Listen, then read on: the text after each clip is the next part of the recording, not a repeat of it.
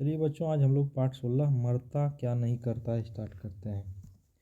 केरल के एक गांव में विष्णु पोटिट रहते थे। कौन रहते थे? विष्णु पोटिट रहते थे। विष्णु पोटिट थे बहुत गरीब, लेकिन उन्हें दानी का लाने का शौक था। वह रोज दो एक लोगों को अपने घर में खाना खिलाने ले आते थे। ये विष्णु पोटिट जो हैं, बहुत दानी का लाने का शौक था। अपने घर में खाना खिलाने हर दिन एक दो लोग को ले आते थे। चाहे घर में खाना का पर्याप्त हो या नहीं, दूसरे को खाना खिलाना वे अपना धर्म समझते थे। उनकी पत्नी लक्ष्मी को उनका आदत पसंद नहीं थी। वह किसी न किसी तरह घर चलाया करती थी। पड़ोसियों से कभी चावल उधार लाती तो कभी सब्जी। एक दिन उसने सोचा कि इस तरह सबका तब तब कब तक काम चलेगा। वह पड़ोसी भी नाराज होते हैं और पड़ोसी भी उससे नाराज होते। उन्हें विश्वास ही नहीं होता कि वह सचमुच में इतनी गरीब है कि वे रोज मेहमान और क्योंकि वे रोज मेहमानों को आते और खाते देखते थे। बेचारी की मदद करने वाला कोई नहीं था। कितनी ही बार तो कई कई दिन तक भूखी रह जाती।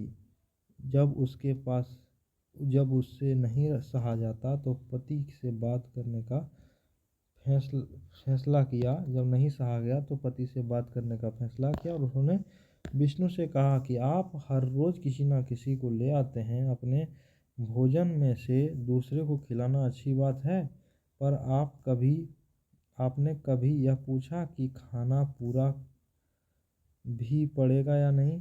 खाना पूरा भी पड़ेगा या नहीं?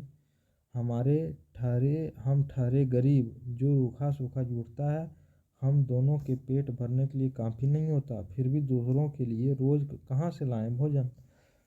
कहाँ से आएगा? बोल रही है कि दूसरों के लिए रोज रोज कहाँ से आएगा। मैं अपना हिस्सा उनको खिला देती हूँ, खुद भूखी रह जाती हूँ। मुझसे अब नहीं सहा जाता। अब लोगों को घर बुलाना बंद कर दें।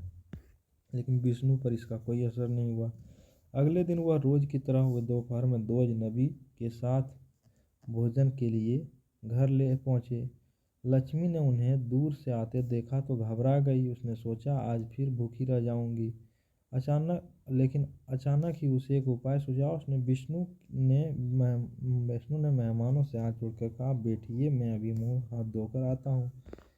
उसके बाद लक्ष्मी धान कूटने का मूसल लाई और उसे दीवार के सहारे टिका दिया। उसके बाद उसने दीप जलाकर मूसल के आगे रख दिया।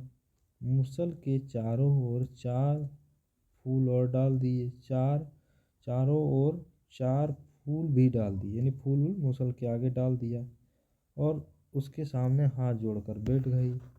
वह ऐसी जगह बैठी जहाँ अतिथि उसे देख सके। अतिथियों ने देखा तो हैरान हो गए।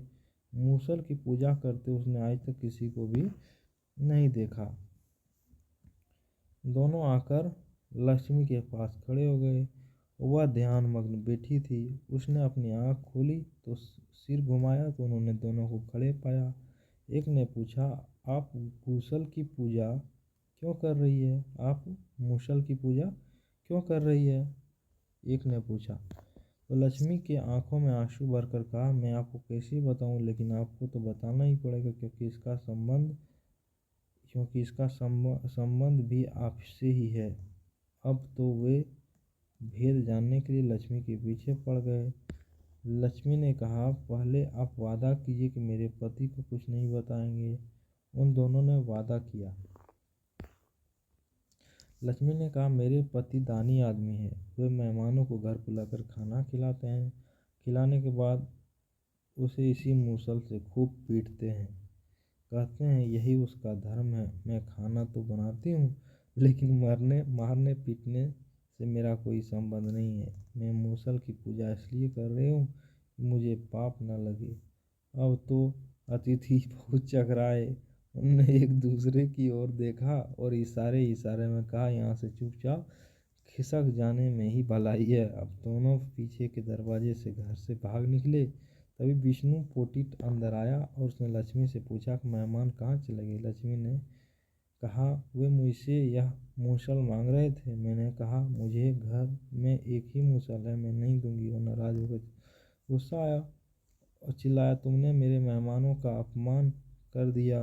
लाओ मूसल, मैं उन्हें दे आता हूँ। पत्नी के हाथ से मूसल छीनकर वो अतिथियों के पीछे दौड़े।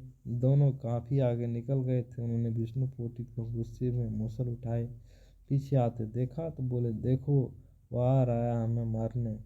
दोनों अपनी जान बचाकर भागे। विष्णु पोटित ने उसे पकड़ नहीं सका।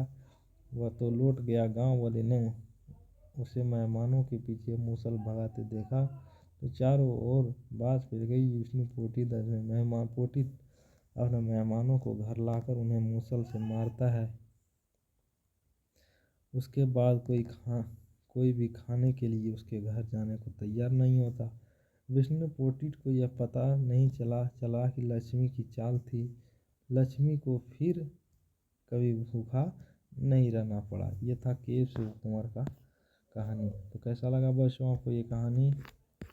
आइए इसमें कुछ हार्ड वर्ड देख लेते हैं। है क्या हार्ड वर्ड इसमें? नहीं है इसमें। तो कैसा लगा बच्चों? जैसा लगा आप कमेंट में जवाब दीजिएगा। धन्यवाद।